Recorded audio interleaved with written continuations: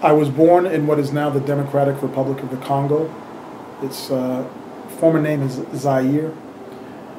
To Haitian parents. My father left Haiti due to government oppression in Haiti.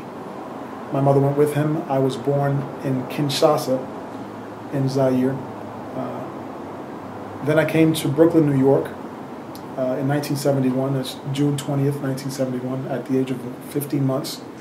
My mother and I entered the United States as lawful permanent residents. We moved to Boston, Massachusetts a little while later when I was a child. And I grew up in Boston. I had wonderful opportunities in terms of education. My mother wanted us to have the best education, my brother and I, and would later become a second brother and I.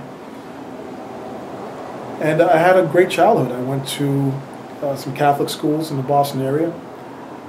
I attended the Boston Boys Choir School in Cambridge. And then I attended and graduated from Boston Latin School, which is a very well-known high school, secondary school in Boston. I attended the University of Massachusetts at Amherst. I was a legal studies major and a music minor.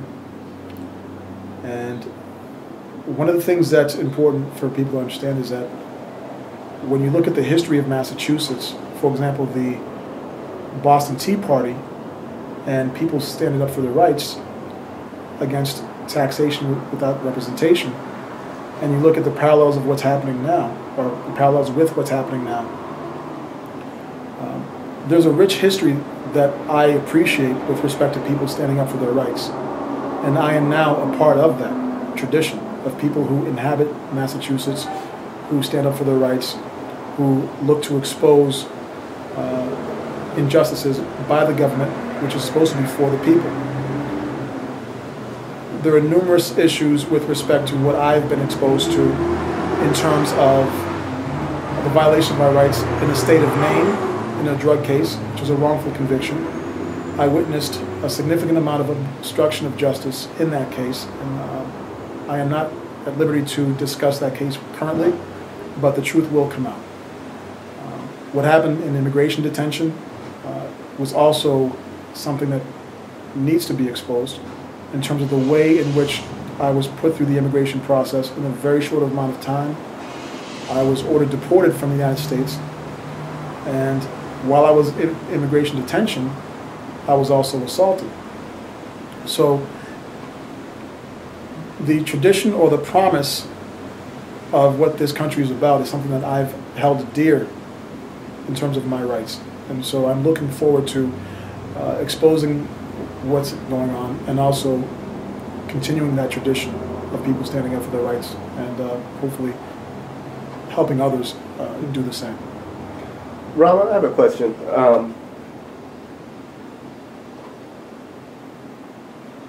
What are you doing in South Texas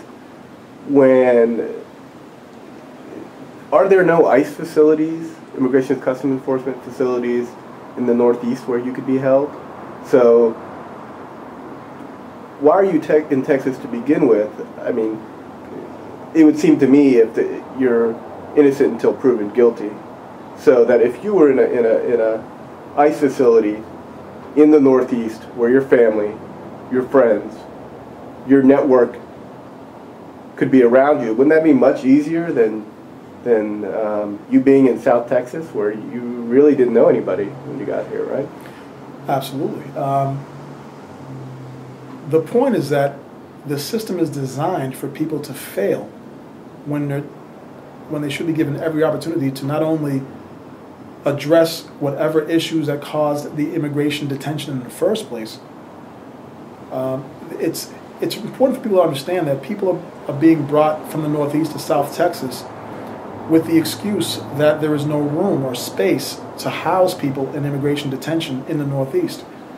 Thousands of people are being brought throughout the year down to South Texas and I think Louisiana, a couple other states possibly in the South. And they're being shipped thousands of miles away from all their resources, their family, lawyers. There are very few immigration attorneys in South Texas.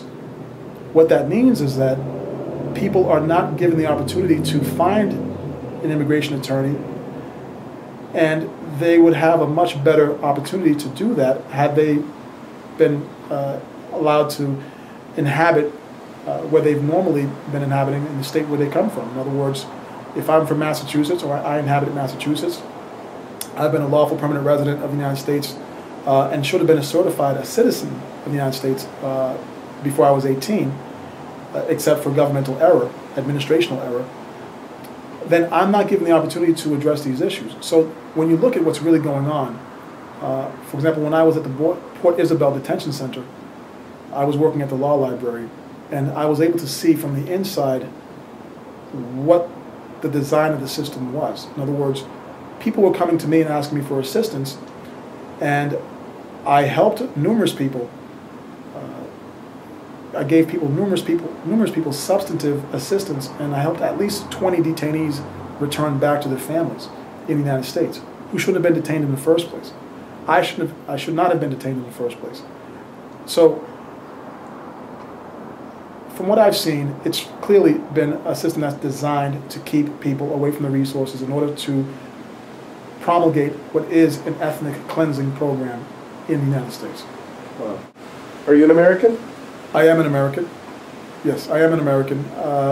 For me, what makes an American is not just inhabiting North America and or South America and or the Caribbean islands, which are part of the Americas, so to speak. But it also, for me as an American in terms of North America, what is considered the United States per se, the promise of living the quote-unquote American dream that has been sold to everyone who lives in this country. When you look at the promise versus what's been delivered, there's a clear chasm. There's absolutely a significant difference in terms of what we get versus what we're supposed to get in terms of the protection of our rights. And the law simply does not catch up to our rights, the rights that we all know we should have and do have. The law simply moves at a much slower rate and allows us to be oppressed, allows the truth to be repressed, allows obstruction of justice to continue on a significant level. And so when you start to understand what all that means, American to me means not just living here, but also working to really expose the truth on a humanitarian level, which is the highest level of conversation that you can have. So that's what American means to me.